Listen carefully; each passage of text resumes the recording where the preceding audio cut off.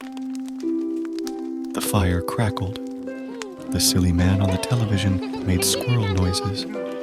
When Yira Peoples informed Rose Roud that she had defeated Turgo Tapid in psychic duel, there was no response.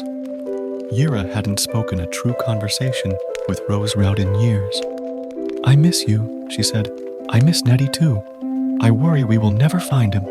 I worry we will remain in this state of infighting and confusion for eternity." Rose Roud blinked. A long blink. She gripped Yira Peoples' hand tight. "The acquired child," she said. "Go to my Rolodex. Bishop's Bell. It is set. The Enticer must be called." Strong spiritualists absorb spiritual energies. The psychics, mediums, and empaths on the VORTEX property were so skilled that they could suck them up with ease. But spiritualists can also exude these energies. They leak, dribble out like a foaming pus. A rare type of spiritualist exudes these energies like a power hose.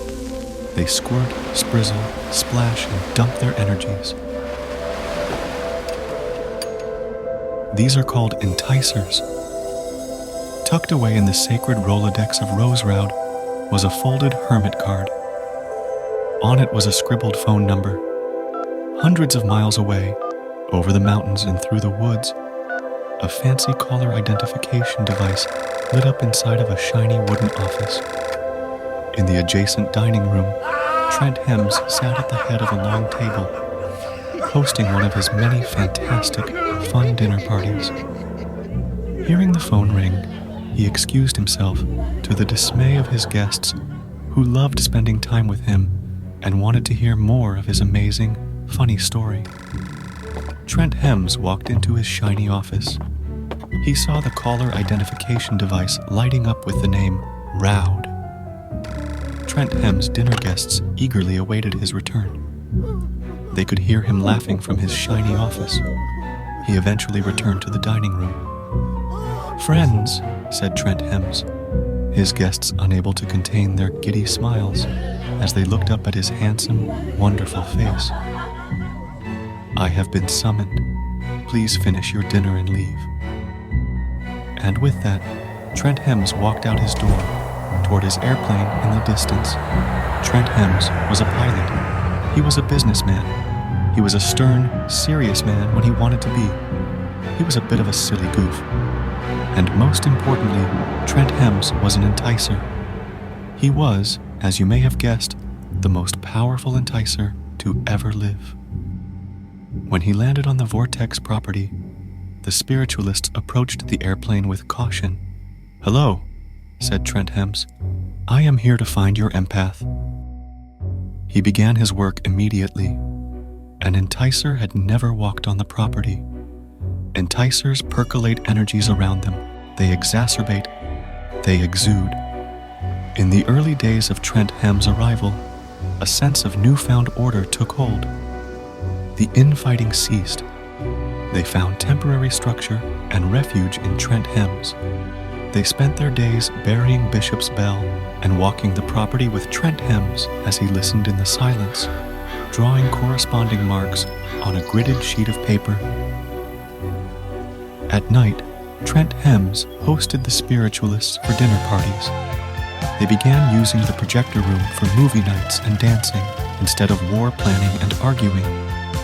Suddenly, the spiritualists were spending time together, laughing, enjoying themselves. Even Turgo seemed to be having a good time. It was very odd. On the 13th day, Trent Hems rolled out a large parchment on the table. It was the Enticer Map, completed. He pointed toward the edge of the map. "If your empath is any good," said Trent, "if he knows what he is doing, if he is not dead in a ditch somewhere, then he is here. You will likely find him in a bad state of mind. He will be naked, penetrating the ground. When you walk upon him, you will throw a drenched blanket over him. You will ball him up and take him back to the property, even if he squirms in the drenched blanket. Leave him in the core. I will confer with him." And so the spiritualists followed the map. It was a long, terrible walk. They argued the entire time, and they had to re-drench the heavy blanket thrice. Damn it, the blanket's dry again! When they finally reached the spot, they found Nettie, naked, in the bushes, face down in the dirt. Hours later, Trent Hems watched the spiritualists drag the wet, squirming blanket across the property. They dropped him in the core. Trent Hems closed the curtains of the core. Through strained eyes, Nettie squinted.